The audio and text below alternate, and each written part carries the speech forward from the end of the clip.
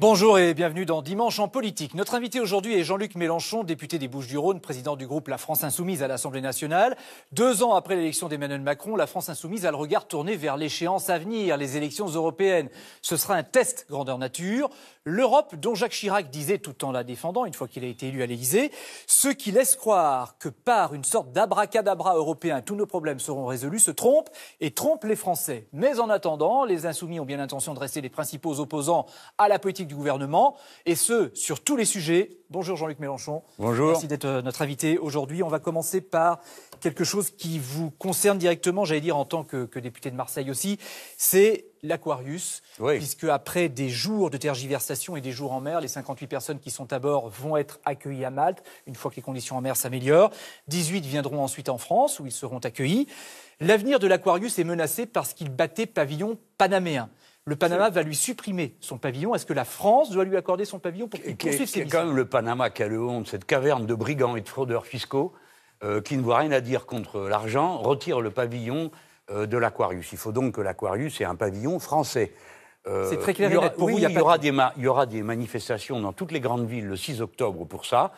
L'Aquarius sauve l'honneur des Français. Là, il s'agit, alors on en fait une histoire, hein, il s'agit de 58 personnes, dont 18 gamins et 2 femmes enceintes. Moi, je ne veux pas qu'il y ait un endroit dans le monde où on puisse dire « mes enfants se sont noyés et la France les a regardés sans rien faire ».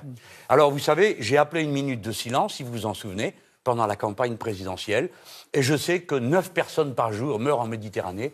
Je ne l'accepte pas. Devant la détresse, il y a un devoir inconditionnel de rescousse. Après, c'est une autre affaire que celle, d'une manière générale, des réfugiés. Justement, on va en parler parce que la France accueille des réfugiés, mais au compte-gouttes, j'allais dire, avec un accord européen, une répartition entre pays européens. Pas.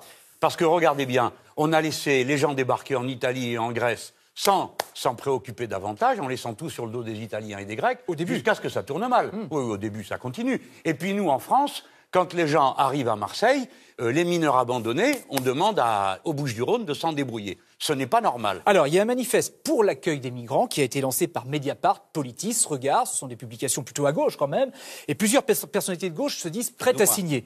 Yann Brossa, Christiane Taubira, Benoît Hamon, Yannick Jadot, Yanis Varoufakis par exemple.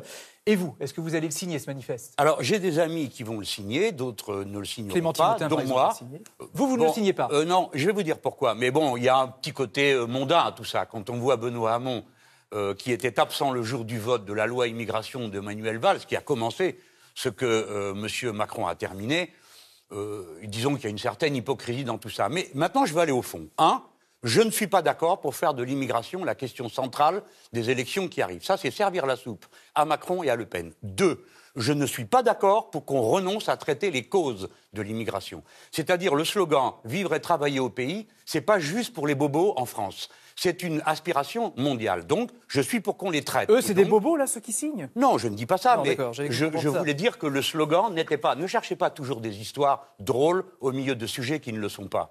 Je dis que vivre et travailler au pays est une aspiration humaine partout et que donc, quand on pousse les gens à partir, je suis pour qu'on combatte les raisons. J'entends, mais est-ce que Benoît Hamon, Yannick Jadot, Christiane Taubira, ce sont des gens qui ont aussi une conscience par rapport au migrant ? Bien sûr, mais je ne le nie mais pas. Ils se trompent. Ils n'ont pas la même analyse que moi. Je ne suis pas d'accord pour le droit à la libre installation. Est-ce que c'est clair ? Oui, alors justement. Attendez, je ne suis pas d'accord, et quand je gouvernerai ce pays, il n'y aura plus de travailleurs détachés en France, parce que c'est de la fraude sociale que ce statut. Et je suis pour qu'il y ait un statut unique pour tous les travailleurs en France, pour qu'on cesse d'exploiter les immigrants sans papier. On va ressortir votre tweet du 25 août dernier. Vous disiez « Honte à ceux qui organisent l'immigration par les traités de libre-échange et qui utilisent ensuite pour faire pression sur les salaires et les acquis sociaux ». Et vous avez été taclé, je vais le dire comme ça, par Yann Brossa, qui est tête de liste désignée du Parti communiste aux européennes. Est-ce qu'il n'y a pas de gauche irréconciliable sur cette histoire ? Écoutez, sur ce sujet, il y a des points de vue différents.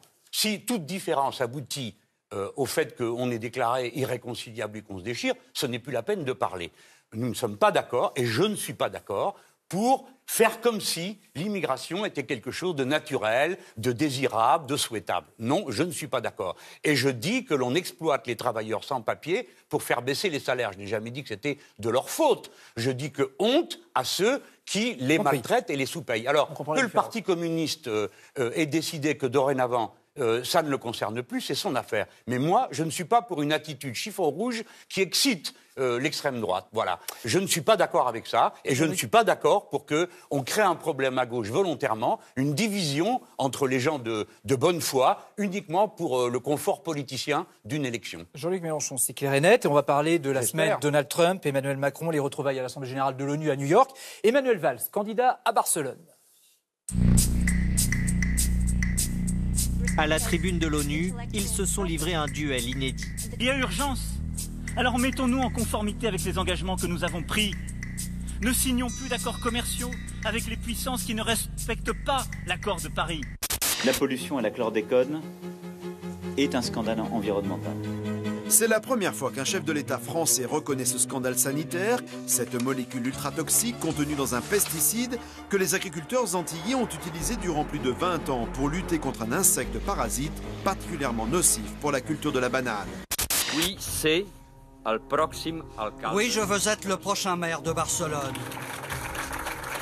L'ex-premier ministre souhaiterait rallier des personnalités des autres partis de gauche et de droite, refaire En Marche à la mode espagnole. Moins d'allocations chômage au bout d'un certain temps. En une seule phrase, Édouard Philippe le confirme, c'est une piste sérieuse de réforme. Pour ceux qui ont des salaires qui sont très élevés, une forme de dégressivité de l'assurance chômage peut avoir du sens. Un système qui a déjà existé pour tous les demandeurs d'emploi en France dans les années 90. Peu efficace selon la plupart des économistes. On parle pas de... Jean-Luc Mélenchon, quand Emmanuel Macron dit qu'il ne faut plus signer d'accords commerciaux avec les pays qui n'acceptent pas l'accord sur le climat de Paris, avouez que c'est courageux, il le dit face quand même à Donald Trump. Quel courage, c'est un menteur. Et je vais vous montrer pourquoi. Parce que le même qui tient ce discours a accepté qu'en Europe s'applique un traité de libre-échange avec le Japon. Avec le Japon. Oui, le JAFTA. Oui, le JAFTA, et il a accepté qu'on ne puisse pas en parler à l'Assemblée nationale. Or, ce traité, comme celui avec le Canada, est indifférent aux questions écologiques. Par conséquent, ce qu'il fait là, c'est une gesticulation qui lui permet d'avancer masqué. En réalité, le titre de champion de la Terre qui lui a été décerné est grotesque. Il est venu en habit de glyphosate maintenu. Il est venu avec 6 EPR dans la poche. Voilà le genre d'écologiste qu'est Emmanuel Macron. Tout ça est une comédie qui discrédite la parole politique. On va parler aussi d'Édouard Philippe, parce qu'il a ouvert la porte, le Premier ministre, jeudi soir, à la dégressivité des allocations chômage pour les revenus les plus élevés, souvent les plus qualifiés, a-t-il dit. Les syndicats mettent une ligne rouge là-dessus. Pourquoi ne pas poser la question, effectivement, d'une dégressivité pour les plus hauts revenus? Est-ce que c'est tabou pour vous? On pourrait baisser votre paye aussi, c'est une idée qui se discuterait volontiers sur ce plateau. Qu'est-ce que vous en pensez? Est-ce que c'est tabou pour vous? Mais c'est absurde. Vous demandez à des gens de cotiser et après vous leur annoncez que leurs droits seront moins élevés. Monsieur Le Tellier, tout ça est absurde. Alors peut-être qu'on pourrait baisser les cotisations aussi. Attendez, eh bien voilà, exactement, ça y est, vous avez compris. C'est pour qu'on puisse baisser les cotisations. Et comme les droits seront moins élevés, c'est pour qu'ils cotisent à des régimes de retraite complémentaires par points. C'est exactement ce qui est en train de se voter en ce moment à l'Assemblée sur la loi sur les entreprises, où on encourage les retraites par capitalisation. Donc, voyez l'habileté du procédé macronien. Ah, c'est habile, vous reconnaissez qu'il est habile? Bah, comme tordu, oui, le joueur de Bonneto aussi, il est habile, hein, mais c'est pas ça qui rend son commerce respectable. Eh bien là, c'est pareil. Vous avez quelqu'un qui commence par faire peur à des gens qui sont raisonnables. Les cadres, c'est des gens raisonnables la plupart du temps. On leur dit, écoutez les gars, vous allez payer autant qu'avant, mais vous aurez moins. Alors ils essayent de s'organiser, et on leur dit, ça tombe bien, on a prévu un petit fonds pour vous de capitalisation où vos impôts seront dégrevés de ce que vous allez mettre en économie pour votre fonds de capitalisation. Donc, ces gens vont se faire rouler, car je leur dis, jeunes gens, l'argent ne voyage pas dans le temps, et les fonds que vous mettrez en capitalisation sont promis à une usure plus accélérée que ceux que vous recevez aujourd'hui. Je ne sais pas si c'est clair, vu que vous me dites de me hâter, mais ce sont des questions parce qu'il y a une autre question qui arrive derrière, vous allez voir. Ah bon, il y a une autre question. Emmanuel Macron, lui, il a encore dit hier à un Antillais, il demande à un jeune qui lui demandait du travail, qu'après tout, il faut accepter, au moins au début, peut-être d'accepter un travail qu'on ne souhaitait pas forcément, mais ça nous met le pied à l'étrier. Est-ce que vous donneriez ce conseil, vous aussi? En aucun cas, c'est stupide. Il faut demander aux jeunes gens qui acquièrent une qualification à l'école, à l'université, au lycée professionnel, ils doivent pouvoir exercer le métier qu'ils ont choisi et pour lequel ils sont formés. Mais monsieur Le Tellier, tout ça ne veut rien dire, en êtes-vous conscient? Est-ce que vous allez prendre quelqu'un qui est un métallo et lui dire « Tiens, il y a un petit boulot qui se présente en boulangerie ». C'est absurde, vous vous en rendez compte? Donc vous allez avoir un gars qui est formé électricien et vous allez lui dire « Tiens, comme il l'a fait, c'était un horticulteur, il lui dit il n'y a qu'à aller servir dans un café. C'est deux injures. Cela dit, il a choisi un métier qui n'avait plus rien à voir avec l'horticulture au bout du compte. Non, mais ça, c'est fait bien, mais en attendant, garçon de café, c'est un métier. Ça nécessite un savoir-faire. Donc il les méprise aussi. Qu'est-ce que c'est que cette façon de considérer que le travail des uns ne vaut rien et les qualifications des autres non plus? Non, quand on fait des études, eh bien, le pays a besoin de bons horticulteurs, de personnel bien formé dans l'hôtellerie et à la restauration. Et faites pas l'hypocrite, vous allez au restaurant où vous êtes servi correctement, non? Et où vous mangez bien. C'est ce qu'on espère. Bon, vous préférez que la cuisine ait été préparée par un cuisinier que par un métallo. Un autre élément de la semaine, c'est Manuel Valls, candidat à la mairie de Barcelone. Ça y est, c'est définitif, c'est officiel. Pour mai 2019, il va quitter l'Assemblée nationale. Clémentine Autain, qui fait partie de votre groupe, a dit sur un tweet « bon débarras ». Vous diriez la même chose? Au moins, c'est drôle. Oui, mais est-ce que c'est un peu violent? Bon débarras, quand même. Non, mais ce gars-là est nuisible en toutes circonstances. Il s'en va d'Evry, où il nous a fait une histoire pas possible aux élections que normalement on aurait dû gagner. Et le voilà parti à Barcelone, où il affronte à nouveau une sorte d'insoumise. Ada Colau, la maire de Barcelone, est membre de la coalition européenne, maintenant le peuple. Donc on l'aura toujours dans les jambes. Donc on va le battre deux fois. Une fois à Évry, parce qu'on pense qu'il y aura une élection législative, je l'espère, et une deuxième fois à Barcelone. Et voilà, et comment on règle les problèmes en démocratie, c'est par les bulletins de vote. Vous aviez eu une histoire avec Manuel Valls il n'y a pas si longtemps, quand vous avez décidé de quitter la tête de... Quand il avait pris la tête de la mission parlementaire sur l'avenir institutionnel de la Nouvelle-Calédonie, le référendum, c'est dans un mois. Vous aviez dit, je ne veux pas siéger avec Manuel Valls. Maintenant qu'il est parti, vous allez réintégrer cette... On va voir. Ce que je lui reprochais, c'est hélas ce qui s'est produit. Le référendum en Nouvelle-Calédonie est un moment extrêmement tendu sur le territoire et nous devons penser à tous nos compatriotes. Il y a des gens qui vont voter non, des gens qui vont voter oui à l'indépendant. De toute façon, il y aura des gens frustrés et blessés. Par conséquent, le rôle de tous les responsables politiques nationaux, c'est de faire en sorte que, quelle que soit la réponse, on soit là, nous autres, tous les Français, pour entourer les Néo-Calédoniens. Valls, il est arrivé comme... pas en cause le... Non, mais Valls est arrivé comme un éléphant dans un magasin de porcelaine, a commencé à donner des conseils à tout le monde et à agresser tout le monde. Il est allé sur le territoire, il est le seul homme politique qui a pris parti d'une manière aussi agressive sur ce territoire. Vous souhaitez que le oui ou le non l'emporte? Le oui à rester en France ou le non, on quitte la France en Nouvelle-Calédonie? Si je faisais parler mon cœur, je dirais restons ensemble. Mais il y a des années que je milite aux côtés des indépendantistes, et je connais la force et les motivations de leur raisonnement. Je m'en remets à la décision des Calédoniens, et en toutes circonstances, indépendants ou français, notre affection leur est acquise, il faut qu'ils le sachent. On va accueillir maintenant Anne Rosencher, directrice déléguée de la rédaction de l'Express, qui est avec nous ce dimanche. Bonjour Anne. Bonjour. Bonjour Jean-Luc Mélenchon. Bonjour madame. C'est votre deuxième... Et bienvenue dans l'équipe de Dimanche. Et merci, je suis ravie d'être parmi vous. Alors, c'est votre deuxième rentrée politique en tant qu'opposant à Emmanuel Macron. Par rapport à l'année dernière, vous appelez beaucoup moins à descendre dans la rue. Est-ce que les sources de mécontentement se sont taries ou est-ce que c'est un changement de stratégie politique? Je suis bien obligé de m'adapter à ce que l'expérience me suggère. En particulier, l'année dernière, quand il y a eu cet énorme bouleversement du Code du travail, nous avons été pendant tout un temps tout seuls à appeler à des rassemblements. Ensuite, les syndicats sont mis en mouvement et au cours de l'année, nous avons acquis quelque chose de très important.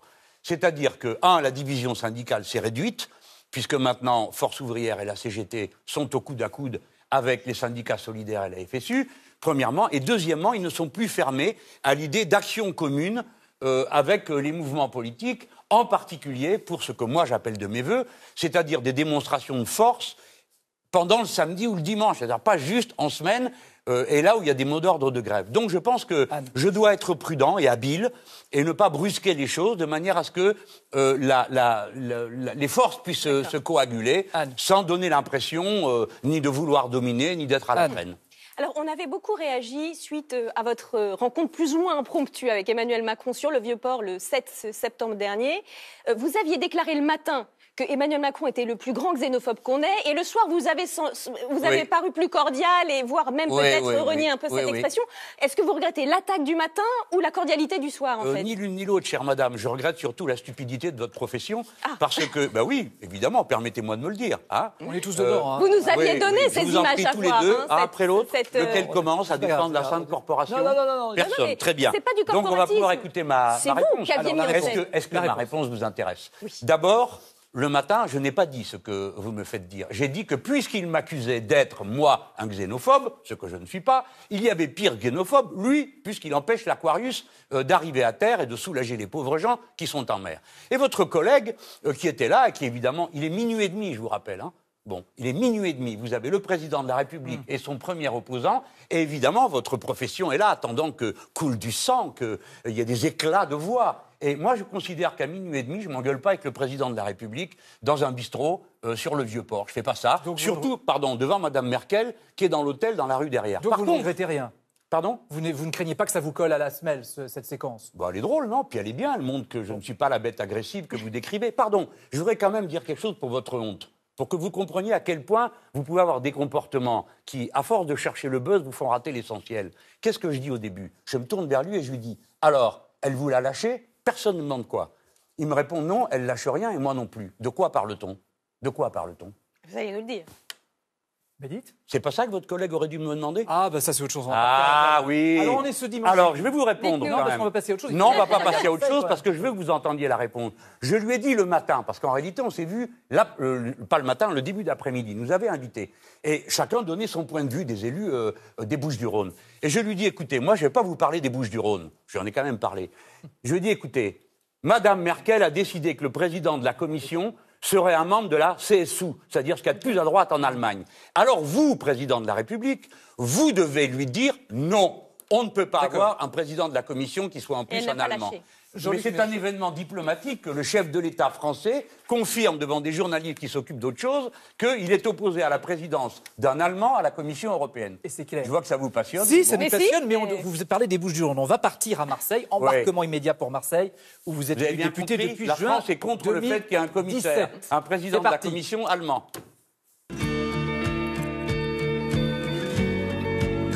Vous vous en souvenez vraiment du jour où vous avez débarqué ici? Oui. Vers la gare Saint-Charles, à l'époque, il y avait des bandeurs. Et nous étions là, des nuées de pieds noirs de toutes sortes. Et on prenait les trains pour aller vers le nord, suivant les endroits où chacun atterrissait. Vous l'aimez, cette ville? Je crois que oui. Surtout s'agissant d'une ville pour un homme comme moi qui a une vie de nomade. Et je suis arrivé premier à la présidentielle ici dans la ville. Ça m'a fait quelque chose. Il y aura des municipales à Marseille et il y aura des listes insoumises dans tous les arrondissements, c'est clair. Beaucoup de gens viennent et disent « Alors, et la municipale ?» Bon, si vous saviez, moi, combien de fois je suis obligé de dire aux gens « Du calme, c'est pas notre sujet aujourd'hui. » Ah, mais Mélenchon aussi avait des chances. Il est aimé par les Marseillais, oui, il a des chances. Il n'est pas assez Marseillais? Il n'est pas de chez nous. On ne parachute pas les gens comme ça. Il faut être du coin, il faut être de Marseille. Nous avons une stratégie extrêmement claire, définie, méthodique sur la ville. Il faut que les quartiers populaires reprennent confiance en eux. Nous, les insoumis, on est les derniers arrivés, il ne faut pas oublier ça, hein, dans la ville. C'est de construire politiquement quelque chose. C'est votre circonscription? C'est égal, moi, je vais partout. On ne milite plus comme on militait il y a 10 ans ou il y a 15 ans. Il y a 15 ans, vous m'auriez dit ça, j'aurais rigolé. L'idée, c'est qu'il faut se rendre utile maintenant, et chaque fois qu'on le fait, les gens gagnent en confiance en eux-mêmes. Vous étiez un militant avant? On était socialiste. Ah oui. On a dégoûté de François Hollande. Vous n'êtes pas le seul. Elle vous voit déjà peut-être maire de Marseille, non? Oh. Président même de la République. Mais oh là, vous voulez me tuer là au boulot. Apparemment, ils vous veulent plutôt du bien. Anne. Oui, alors les municipales à Marseille, vous y pensez? Vous prendrez votre décision quand? Ben, si j'y pensais pas avec vous, il n'y aurait pas moyen d'y échapper, parce qu'on ne parle que de ça. Non, mais je veux quand même vous mettre en garde à des moments, quoi, ayez un peu de pudeur. Là, le quartier où on est, il y a une gosse de 6 ans qui est tombée du 12e étage parce qu'il n'y a pas les balustrades de bon niveau. Le jour où j'y suis allé, c'était pas parce que c'est les municipales, je sais même pas qui vote là-dedans, mais c'est parce qu'une maman s'est fait renverser par une voiture dans la rue qui est en bas, et que c'est le énième accident. Alors la pauvre femme, elle s'est fait broyer le côté du corps. Non mais attendez, Mais si j'entends bien Jean-Luc Mélenchon... un homme politique, ça a aussi ce rôle de réconfort, de dire aux gens, écoutez, on est ensemble, on souffre avec vous. Un peu comme Emmanuel Macron aux Antilles. Vous allez voir cette photo d'Emmanuel Macron aux Antilles. Comment un peu comme Emmanuel Quand Emmanuel Macron va aux Antilles... Regardez. Préparez vos fiches, quoi. Non, il réconforte cette dame qui a tout perdu à Saint-Martin. Est-ce que c'est le même registre? Je sais pas, moi je ne vais pas me faire piéger par vos photos et vos questions à la noix. Je sais qu'il est important pour tout être humain de manifester aux autres de la compassion, de l'affection quand c'est nécessaire. Dans un quartier comme celui-là, vous ne vous rendez pas compte, le Tellier. Si c'était vos gosses, vous seriez avec un bâton là-bas. Vous avez une école, il n'y a pas de passage piéton, il n'y a pas de feu. Et il n'y a même pas un ralentisseur. Oui, on va parler des Européens. Les politiques, c'est pas que des thaumaturges, c'est aussi pour faire une autre politique. Donc vous nous avez pas répondu sur Marseille, mais quoi les Européennes. Il n'y a pas d'élection en ce moment. Pardon, je suis obligé de vous dire, il n'y a pas d'élection à Marseille. Vous avez cru qu'il y en avait? Non, mais les Européennes. Mais je comprends. Les Européennes. Non, mais c'est quand les élections à Marseille? 2020. C'est quand? Et 2019, avant. Si vous avez de la chance. Mais parce qu'il y a aussi un bruit que ce sera en 2021. Qu'est-ce qui dit ça? Eh bien, vous n'avez qu'à vous renseigner, faites les couloirs. Vous verrez bien que le pouvoir n'a pas envie d'étaler sa souffrance sur 3-4 élections, une derrière l'autre. Il aimerait bien les regrouper. Et donc il regroupera. Donc 2 ans avant, vous figurez, je vais vous dire ce que je vais faire. 2019, là c'est bientôt, hein, les européennes. Est-ce que vous pensez, comme le dit Emmanuel Macron, que ça va être l'affrontement des progressistes contre les nationalistes? Oui, ça c'est lui qui a inventé ça. Non, lui n'est pas progressiste. Par exemple, lui, il se met dans les progressistes. En quoi il est progressiste quand il tape la main avec le type d'extrême droite autrichien pour faire un accord en Égypte? En quoi il est progressiste quand il accepte le statut de travailleur détaché, qui est une fraude fiscale permanente? Il n'est pas progressiste. Quant aux nationalistes, je ne sais pas qui ils ont mis dans cette case. D'habitude, ils mettent toutes sortes de gens dans toutes les cases. Non, l'élection européenne, c'est, à mes yeux, un référendum anti-Macron. Si les gens n'en peuvent plus de lui, avec leur bulletin de vote... Jean-Luc Mélenchon, oui, mais avec qui? Avec qui? Avec qui? Alors oui, par exemple, on parle d'Emmanuel Morel. Non, mais attendez.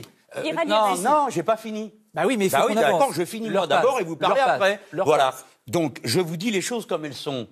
L'élection sera un référendum anti-Macron. Si les gens décident de voter beaucoup pour nous, les insoumis, ou s'ils décident de voter peu pour lui, peut-être qu'on le poussera vers la porte de sortie. Parce que voter contre Macron aux élections européennes, c'est voter contre l'Europe qui défait la France. On laisse la parole à Anne. Oui, mais il faut que les gens entendent tout un raisonnement. J'entends bien, mais on aura le temps d'en reparler.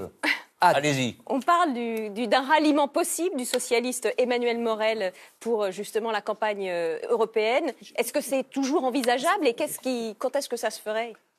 Écoutez, moi je parle à tout le monde. Bon, je n'ai pas fait mon deuil de me dire que ceux qui votaient socialistes sont plus bons à rien et qu'il n'y a qu'à les laisser dans un coin en train de dépérir tout doucement. Non, je leur parle et je vois qu'il y a des gens qui disent la même chose que moi à propos de l'Union européenne et pour l'essentiel sur le programme en France. Au PS et ailleurs, il y en a partout des comme ça. Donc ce que je leur dis, convergeons si nous sommes d'accord. Pas collons-nous les uns aux autres, même si on n'est pas d'accord, pour faire joli sur la photo. Pas de tambouille.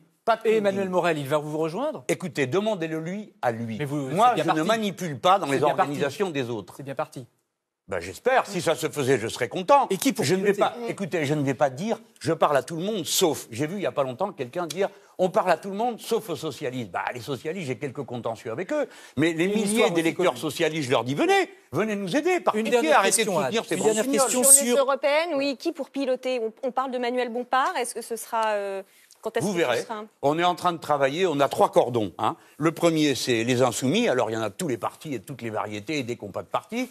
Le deuxième cordon, c'est est-ce qu'il y a des forces politiques, des gens qui viennent d'organisations politiques qui veulent être... Et puis il y a le troisième qui est important, c'est ceux qui sont dans les associations, etc. Donc on a fini la première partie, classer les insoumis, nous qu'on a mangé notre pain noir, parce que pour faire des listes, il y a toujours des histoires. Et puis maintenant, on est en train de travailler sur les 2 autres. Ce sera quoi la proportion, par exemple? Bompard est une des figures centrales du mouvement. Il est aujourd'hui le directeur des campagnes.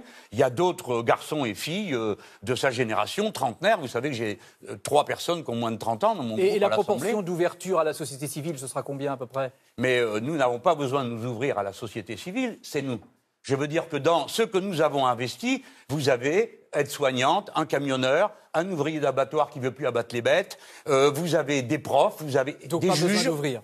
Donc tout le monde est là. J'ai pas besoin, moi, d'aller chercher je ne sais quoi ailleurs parce qu'on vivrait entre nous dans le petit monde. Merci Anne d'être venue sur le plateau de Dimanche Politique. Merci Anne, Merci, et madame. À très bientôt. Vous voyez, c'est pas si dur que ça. Mais non, ça c'est... Mais non, vous avez dit que j'étais méchant. Vous êtes dur. Quelque chose qui fait le buzz aussi. Encore heureux, parce que si je ne l'étais pas avec vous, quelque chose qui fait le buzz, parce que vous êtes sur les réseaux sociaux aussi beaucoup, c'est cette histoire que vous auriez dit à l'Assemblée nationale que le cancer du poumon à Cuba, il y avait un vaccin contre le cancer du poumon. Apparemment, vous êtes emballé. Est-ce que vous regrettez ça? Non. Pourquoi? Pourquoi devrais-je regretter de dire qu'à Cuba... Parce qu'il n'y en a pas de vaccin. Ah ben alors s'il n'y en a pas, c'est bien dommage. Il y a des avancées. J'espère qu'il y en ait un. Ah oui, il y a des avancées, mais ce n'est pas le vaccin. En tout cas, voilà ce que je peux vous dire, puisque vous me parlez de Cuba. C'est que la population à Cuba est plus alphabétisée qu'en France et mieux soignée qu'en France. Mais sur le vaccin... Et sur le traitement du cancer, les Cubains ont de nombreux procédés extrêmement avancés et qu'ils ne veulent pas vendre aux multinationales de la chimie. Ils voudraient le vendre au système de sécurité sociale. On a dû leur dire, écoutez, on ne peut pas acheter... Mais sur l'histoire du vaccin... Maintenant, s'il n'y a pas de vaccin et que j'ai parlé trop vite, je retire ma phrase. Mais vous êtes d'accord pour dire qu'il y a des méthodes très avancées qui permettent de soigner le cancer du poumon ou pas? Ou bien parce que c'est Cuba, ça ne peut pas exister? Non, c'est reconnu par tout le monde, ça c'est clair. Ah bon? En ce moment, à l'Assemblée nationale... Par vous aussi, alors? C'est bien. Par la communauté internationale, je parfait, pense. En ce moment, à l'Assemblée nationale... Vous savez ce qu'a dit la femme de l'Organisation mondiale de la santé? Qu'elle souhaitait au monde entier un système de santé aussi avancé que celui de Cuba. C'est pour dire de temps à autre, il faut dire du bien des gens. En ce moment, à l'Assemblée nationale se discute la loi Pacte destinée à aider les entreprises à créer des emplois. Roland Lescure, député de La République En Marche et rapporteur général de la loi, vous interroge sur un point précis. Bonjour Monsieur Mélenchon.